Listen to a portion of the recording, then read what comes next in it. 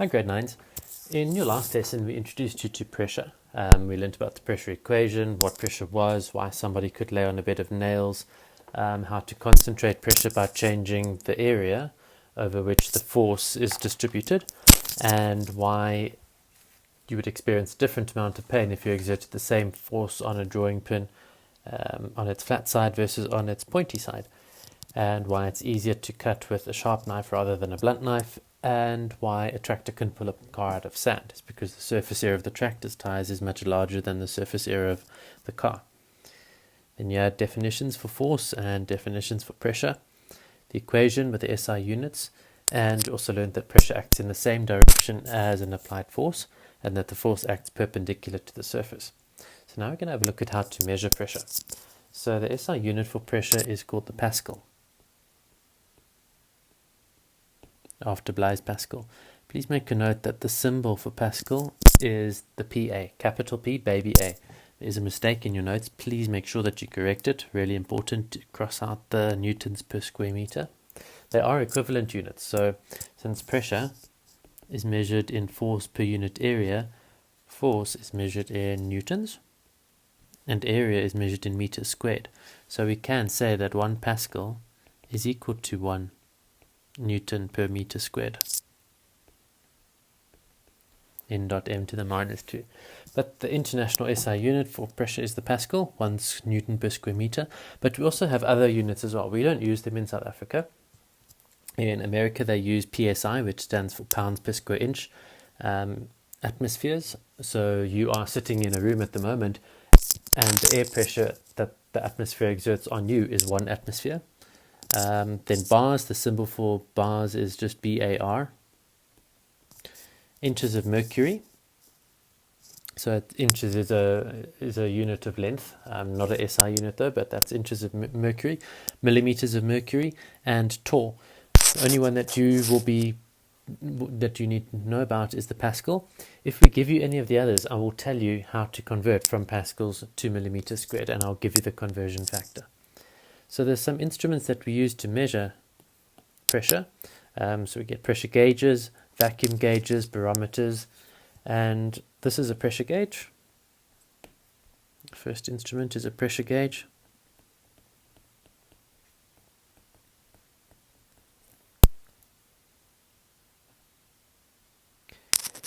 And what a pressure gauge does, this is how a pressure gauge works. Either you get something with a ring inside, and the ring expands when a pressure is exerted on it, and so the needle will move on the gauge.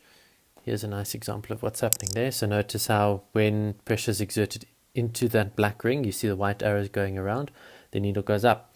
When the pressure is reduced, the white arrows go out of the black ring and the pressure goes down. The other type that you get of pressure gauge is just bellows. So as you exert a pressure, there's some mechanical linkages and the needle gives you a pressure readout on a pressure gauge. You don't need to explain how the pressure gauge works, just that pressure is measured either on a pressure gauge or on a manometer. A manometer is a U-shaped tube, and the U-shaped tube is filled with a liquid. It can be mercury or another liquid. And when you exert a pressure on one side of the tube, the pressure on the other side may remain constant. And if you do that, then the liquid would get pushed in the direction of the force from the pressure that you're exerting. So for example, now we've got lower pressure and the liquid rises up. When you've got higher pressure, the liquid gets forced down on the left-hand side of the tube. So high pressure, liquid forced down. Lower pressure, liquid's allowed to go up. And when the pressure is the same on both sides, then the height of the liquid is the same at both sides. So P with a baby A means atmospheric pressure. And if both sides are exposed to atmospheric pressure, then the liquid is the same height. If you were to blow on the one side and exert a higher pressure on it, then you'd see that the liquid goes down. And if you were to suck on the one side, then the side that you're sucking on, now liquid goes up for lower pressure. So that's a manometer. It's just a U-shaped tube. And you can measure this difference in height with a ruler. A special type of pressure gauge is a barometer. Now what a barometer does is it can tell you what's going to happen with the weather. So if you get a sudden drop in pressure, it normally indicates that you're going to have bad weather, so rain. And if the pressure is quite high and keeps on increasing, then it means that you're going to have fair weather or no rain. So these are the typical readings on a barometer. Stormy is if the pressure drops really quickly. Rain, change, fair, and very dry. Okay, this barometer you can see has got two different units, HPA, which stands for hectopascal, and millimeters of mercury. So it's actually got two gauges on it, but a barometer is just a special type of pressure gauge that tells you by measuring the pressure, measuring pressure changes, whether you're going to have cloudy weather if the pressure drops quickly, or clear skies if the pressure is high and stays high or keeps on increasing. That's what a barometer is and what a barometer does. Okay, so that's a barometer. Then you also get something called a Pneumoferthometer. And a Pneumoferthometer is what divers use, and that measures depth, so how deep a diver is moved, but also just a very specialized type of gauge. So a diver might have one on their watch. They might have a separate external one connected to their diving gear.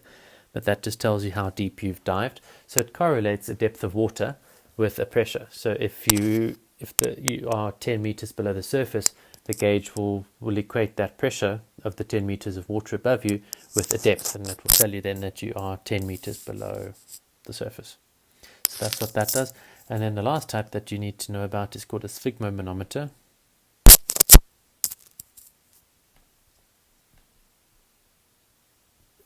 And a Sphygmomanometer measures blood pressure. So that the Sphygmomanometer is a cuff that goes around your arm. It stops the blood supply around your arm when you increase the pressure on it, and you slowly start lowering the pressure. And when the pressure reaches a certain, as you start dropping the pressure, the blood will start flowing through your arm again, and you take note of when the blood starts going through.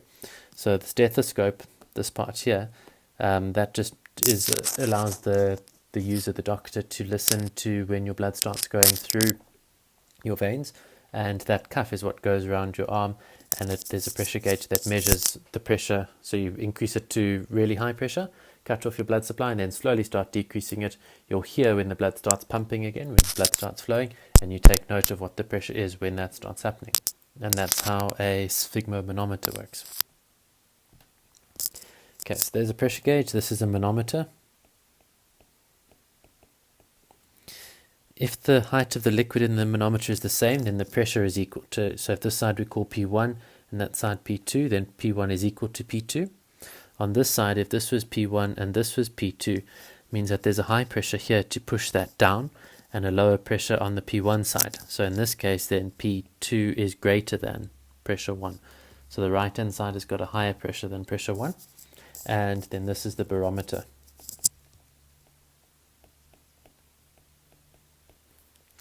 And that's just a type of pressure gauge that indicates changes in weather. The one that the diver would use, either on their watch or a separate little unit, is to tell them how deep they're going. And that is called either a depth gauge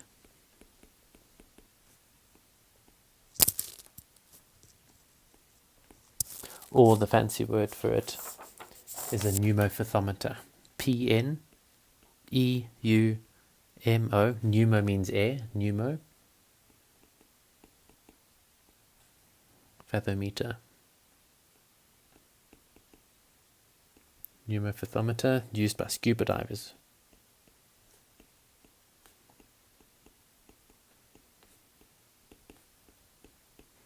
Your useless info for today. SCUBA stands for self-contained underwater breathing apparatus. That's not for your exams, and neither is knowing what a pneumoferthometer, knowing the spelling of a pneumoferthometer. Knowing about a depth gauge and an application of it would be for diving. That you do need to know.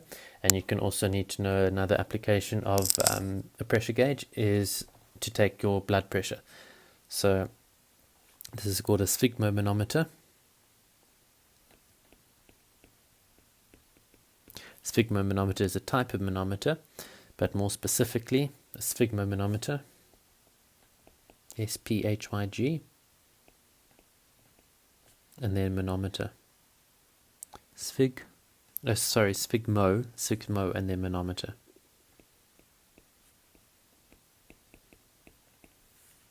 and its purpose is to measure blood pressure.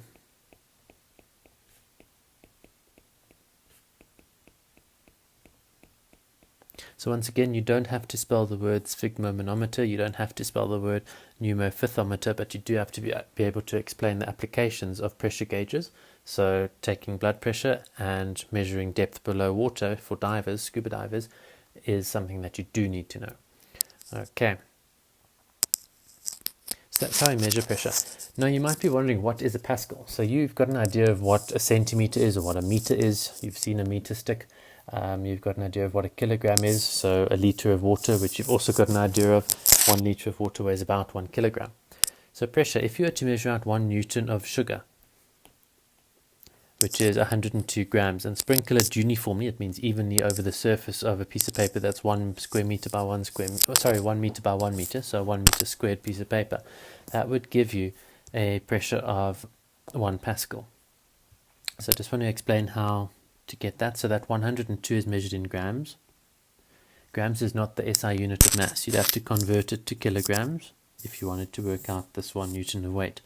So 102 divided by 1,000 will give you the answer in kilograms. 102 divided by 1,000 is 0,102. 0,102.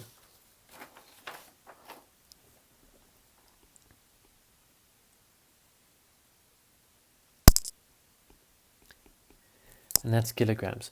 Now if you wanted to take that answer and work out the weight, once you've converted your grams to kilograms, then you're going to work out weight. Fg equals to mass times gravity. There's your mass, 0.102 kilograms, times gravity on Earth, which is 9.8. And that gives us 0,9996 newtons. And that you can round off to 1 Newton. So 102 grams is a mass, and newtons is weight. If you convert the mass to weight using Fg equals mg, you get that it's 1 Newton.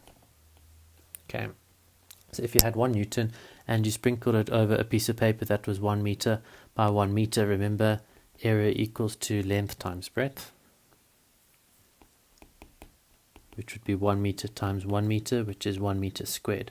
So if you had a 1 meter squared piece of paper and you took that salt or sugar and you sprinkled it all over your 1 square meter piece of paper, the pressure that's exerted on that piece of paper would be 1 Pascal.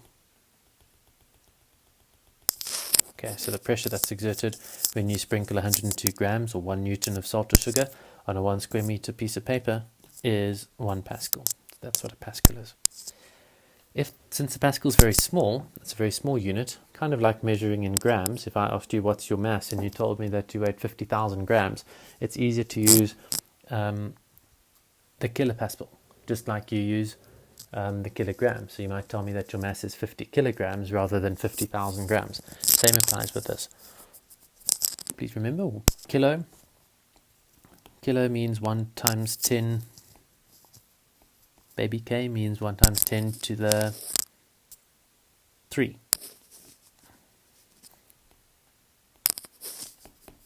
10 to the power of positive 3 is kilo.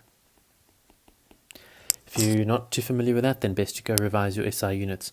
So the times 10 to the minus 3 part, that means times 1,000. That's what the kilo is. Alright, so if you said convert the following to kilopascals, we've got 4,000 pascals. It's the same as saying 4 times 10 to the power of 3 pascals. And I just told you that times 10 to the 3 means kilo. So it's equal to then 4 kilopascals. Baby K, capital P, baby A. 15,000 pascals, same thing. So 15 times 10 to the power of 3 pascals, and times 10 to the power of 3, I've just told you, means kilo. So you've got 15 kilopascals. As a little bit of extension, if I gave you something like 9, let's do this in a different color. If I gave you 9 and then a capital M, PA. M means capital M. is the SI prefix for mega, which means 1 times 10 to the power of 6, or a million. So that actually means 9 million pascals, or 9 times 10 to the power of 6 pascals. That's what that means. If I gave you milli, let's say that I gave you 217, orange is not showing up very well. If I gave you 217 baby m, capital PA, millipascals, milli means 1 times 10 to the minus 3. Okay, so what that would actually mean then is 217 times 10 to the minus 3 pascals, which is 0,217 pascals. Or if you wrote in scientific notation, that would be 2,17 times 10 to the minus 2 pascals.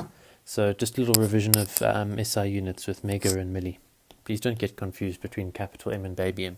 Capital M, mega, times 10 to the 6. Baby m, milli, times 10 to the minus 3. And kilo, baby k, means times 10 to the positive 3. We don't write the plus sign though, but it is implied. You do, of course, have to write the minus for minus 3. Okay, so some conversions practice. I'd like you to pause the video, do these 1, 2, 3, 4, 5 questions, and then unpause it to see if you got the right answer.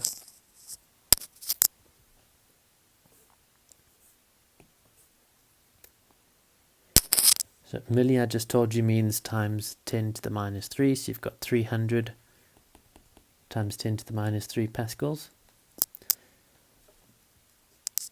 And that's then the same as 0,3 pascals. SI unit for pressure is just the pascal, not kilopascals, megapascals, millipascals, just pascals. So you have to write it all with pascals. Okay. Now we've got kilonewtons, so we need to convert that to the SI unit for force of just newtons, not kilonewtons.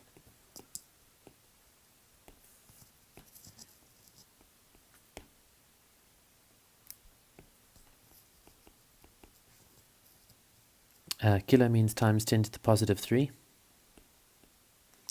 So that means 450,000 newtons. 782 millinewtons. Milli means times 10 to the minus 3.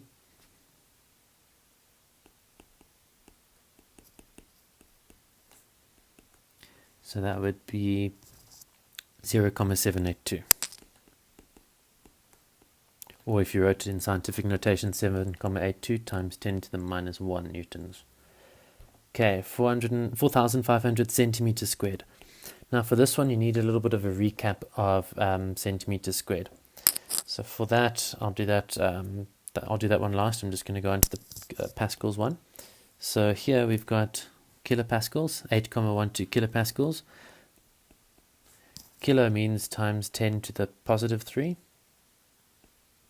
So that's going to be 8,000.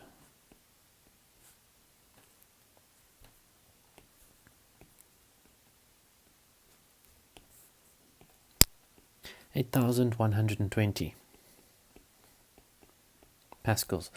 Now this one, the SI unit for distance is the meter, and so the SI unit for area will then be meters squared.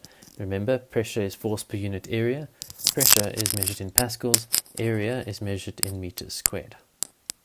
So when you did this over here, this was area measured in meters squared. So you have to convert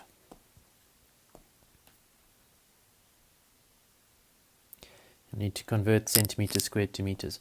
So this could be a object that is maybe 100 centimeters by 45 centimeters. And if you worked out the area for this in centimeters, it would be area equals to length times breadth, which is 100 times 45, which is 4,500 centimeters squared. Easy, easy, and that's how you'd get the answer an example of this answer that you were given in the question. However, if you need to convert to meters squared, you need to convert your centimeters to meters. So 100 centimeters, to convert centimeters to meters, you divide by 100. So 100 divided by 100 is 1 meter squared. 45 centimeters, 45 divided by 100 will give you 0,45 meters. Sorry, that's not meters squared, that's just meters. So 100 centimeters is the same as 1 meter, and 45 centimeters is the same as 0,45 centimeters. And I've shown you how to get that. So that 100 centimeters is equal to 1 meter.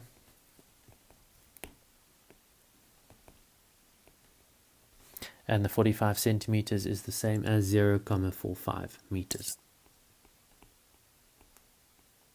So now if you had to calculate the area in meters squared, it would be area equals to length times breadth, which is equal to 1 times 45, which is 45.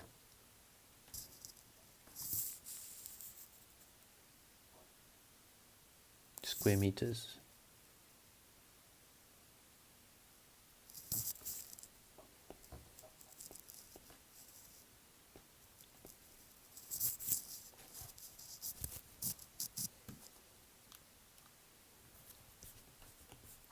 Just realized that this is not 45, this must be 0,45. Sorry, grade 9, 0,45, and 1 times 0,45 will be 0,45 meters squared.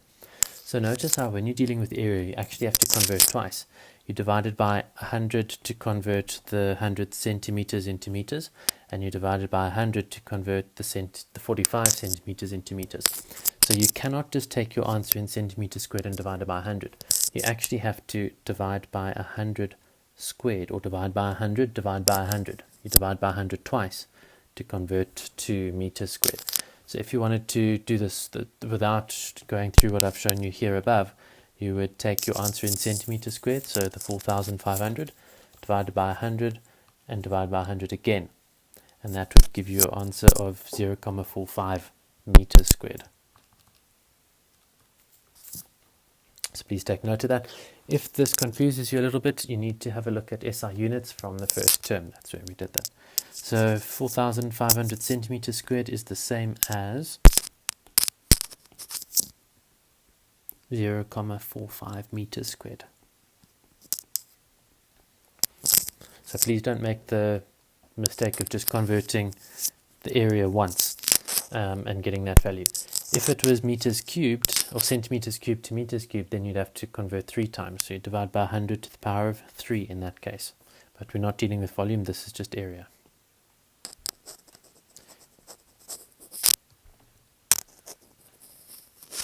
Okay, now there's some more questions. I'll do the first one with you.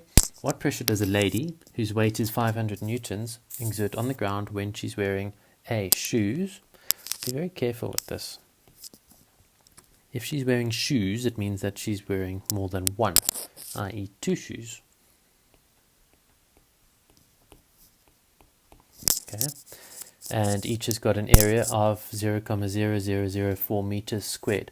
You don't need to convert that because it's already in meters. If it was given to you in centimeters squared, millimeters squared, kilometers squared, any unit that's not meters squared, then you would have to convert. But because it's already in meters squared, which is the SI unit, you don't need to worry about converting. Her weight is given. That is her weight. It's given in newtons, so you don't need to worry about converting. If there was a question that asked you what is her mass, then you go Fg equals to mg. Her weight is 500. Mass is what you're trying to solve for, and gravity is 9.8. Rearrange, so you're going to divide by 500. Sorry, no, you're going to divide by 9.8.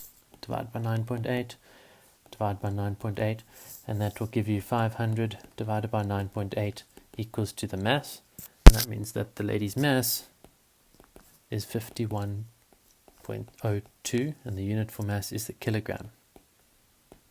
So if there was a question that said convert the 500 newtons to her weight, that's how you do it.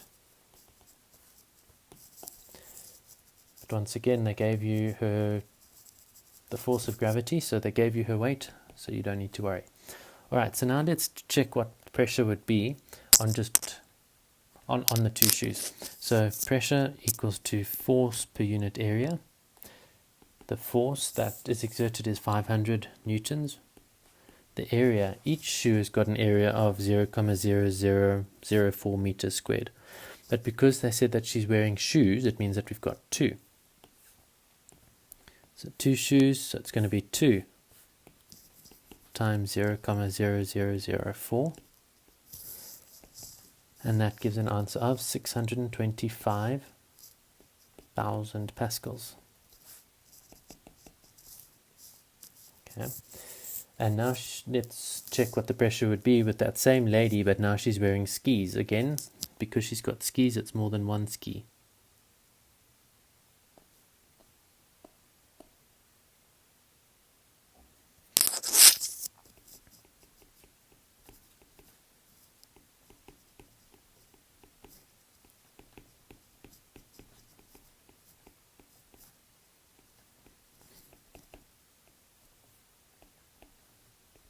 Okay, so now she's got skis, so we've got 2 skis. When she was wearing the high heel shoes, look at the shape of the shoe. Okay, so there's the shoe, not very big, so a very small surface area for a shoe. But now, if she's wearing skis, look how much bigger the surface area is of the skis. So there's the shoe, there's the skis, so the skis got a much bigger surface area. So you should expect that the pressure would be much, much less. Okay, so pressure equals to force per unit area. Force is in newtons. That was given. You don't need to worry about converting because it wasn't in kilonewtons or tons or anything like that. So the weight is already given. Force is 500 newtons. The area now is a quarter of a square meter, 0.25 meters squared. Again, meters squared, you don't need to worry about converting. So it is an SI unit. So then the pressure is going to be, so this is also the area for 1 shoe. She had 2 shoes. So I must take that and go 2 times the surface area of 1 shoe. And that gives a pressure of 1,000 pascals. So you can see how the pressure is. Made a mistake over here, my apologies. So 625,000.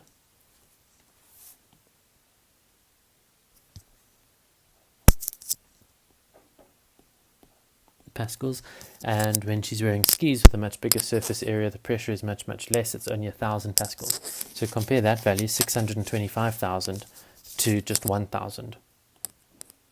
And the reason why the pressure was so much less when she's wearing skis is because now that force, the force of gravity, her weight, is now distributed over a much bigger surface area when she's wearing skis. So now you get to pause the video and do some more examples. Before we do that, I'll just go through surface area with you. You would have done this in grade 7, I'm sure, but let's quickly do it. Area for a rectangle.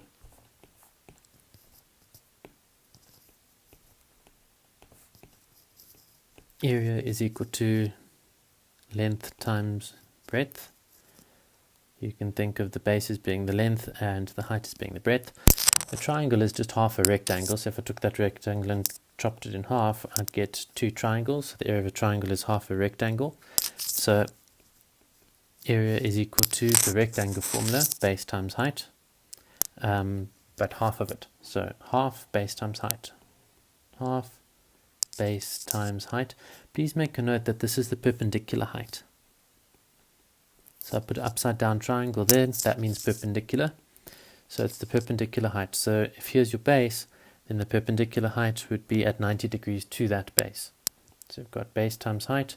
Here if you've got a right angled triangle, again base times height, and there's your perpendicular height. Okay, for parallelograms,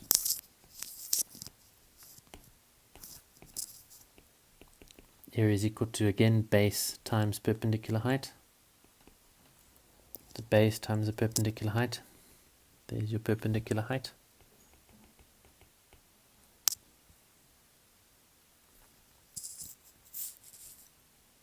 For a trapezium, area equals to half the top side plus the bottom side times the perpendicular height. So there's the perpendicular height. That's your height. There's your base, which is B. There's your top height, which is A. So it's half A plus B times the perpendicular height. If If you want, you can put a little perpendicular there to remind you that it's perpendicular height. So half a plus b times the perpendicular height. And the circle area equals to pi times the radius squared. There's your radius. Pi times the radius squared. So now there's a question, find the area of the following, and I'd like you to please do this in SI units. In units of meters squared. Okay, so you have to convert first. So here we've got a circle with a radius of 6 centimeters. So 6 centimeters, if you needed to convert that to meters, it would be equal to 6 over 100 meters. You divide by 100. And 6 divided by 100 is 0.06. 0.06 meters. So 0.06 meters. Now you can go area equals to pi r squared, which is equal to pi times the radius squared, 0.06 squared. And you get to press buttons on your calculator, and then please do the next few shapes. This one, a little bit tricky. Hint, you need to divide the shape into two parts. So either into shape A and shape B. In fact, I'm going to call this shape R and shape S because A stands for area, and that's a little bit confusing. So you could either split it like that into R and S, or you can split it into R and S that way. Up to you. So pause the video, do the work, and then check your answers.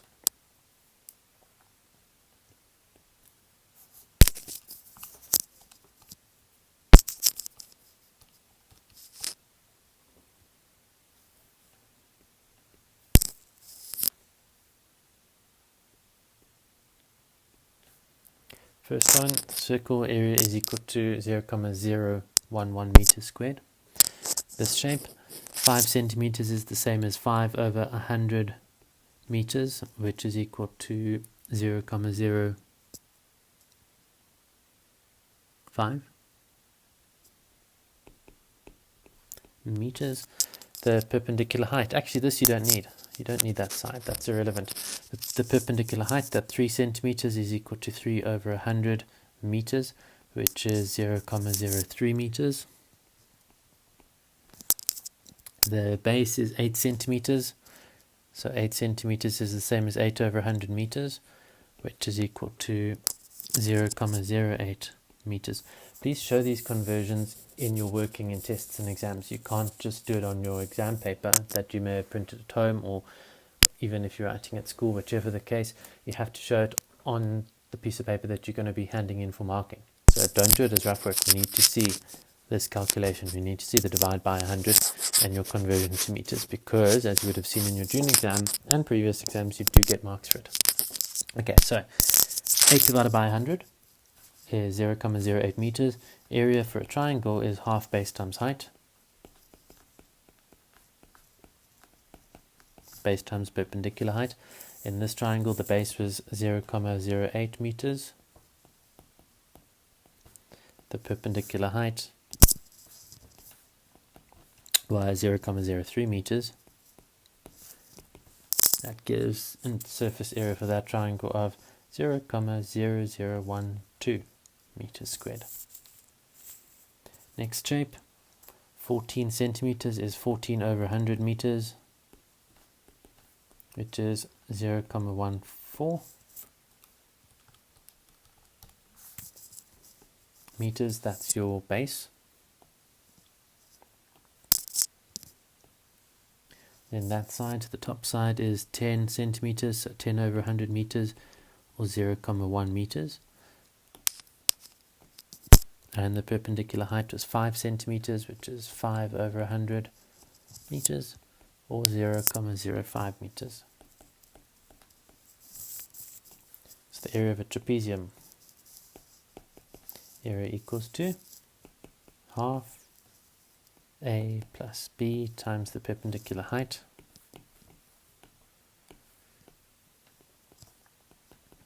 A is 0.14. The top side is 0.1 meters. 0.1 meters over there.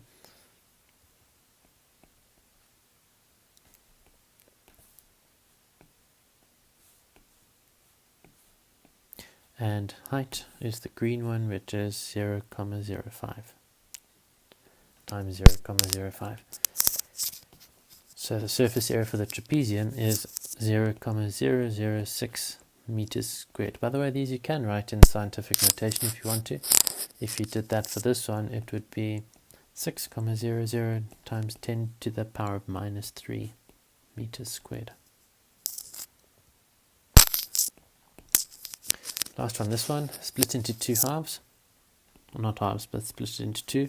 So I'll call that bottom piece R and the top piece I'm going to call S.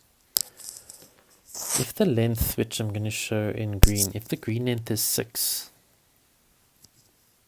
okay, so that's 6 centimeters, and this part that I've done in blue is 2, what would the orange part be? Well, the orange bit plus the blue bit, which we know is 2, must give us a total of 6 centimeters. How do you get the orange part alone then? 6 minus 2, which is equal to 4, will give you the orange part alone.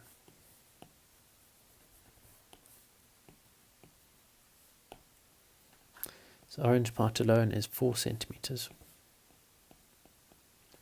4 centimeters divided by 100 to get meters, so 4 over 100 is 0,04 meters. This is going to be 0,06 meters, 0,02 centimeters, 0,04 centimeters for that part. Okay, so let's work out the area of R and the area of S, and then we can add them together to get the total area. So area equals to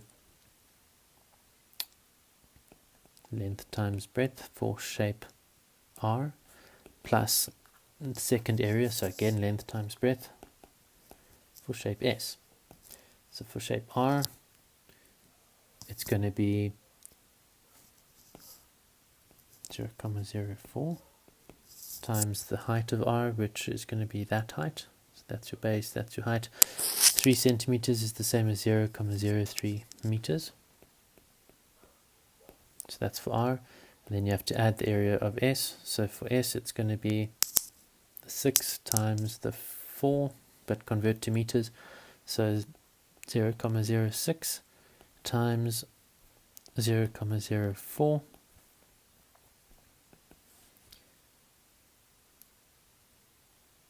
And that gives a surface area of 0,0036 meters squared. If you write it in scientific notation, that's fine too. 3,60 times 10 to the minus 123 meters squared. Okay. Define pressure, that's straight from your notes. And what is the unit for pressure? I'm sure by now you know that it's the Pascal. Definition for pressure. Pressure is defined as the force exerted per unit area measured in pascals. So please write that into your notes. And then I'd like you to please do the next questions for homework for your next lesson.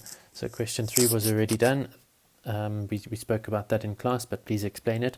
Here, this is a 10 kilogram block, but each block is, so it's the same block just put in 3 different positions. So it's still got a mass of 10 kilograms, 10 kilograms, and 10 kilograms. But in one place it's put, so think of a tissue box put on its base, then put head on, then put on its side, for example. So it's the same shape, just with a different surface area. And you have to calculate the pressure that's exerted when it's in the different positions. So when it's in position A, its surface area is 4 centimeters squared. Remember, you're going to have to convert because of that centi. In position B, its area is 10 centimeters squared. You're going to have to convert because of the centi. And in position C, the same 10 kilogram block has got a surface area of 5 centimeters squared, and again convert from centimeters to meters. All right. Also remember that the This is a mass. The 10 kilograms is a mass. And if you want to work out the pressure, pressure is force per unit area. So that force, you're going to have to go Fg equals to mg to calculate what the force is and substitute your answer into your pressure equation. Notice over here there's a little trick. Be careful with that. Surface area here is in meters squared, so remember, do you convert, don't you? You need to look at that. Number 6 isn't too bad. 7, 8, and 9, and 10, and 11. So please finish up to and including number 11 for homework for your next lesson. Thanks, Gr9s.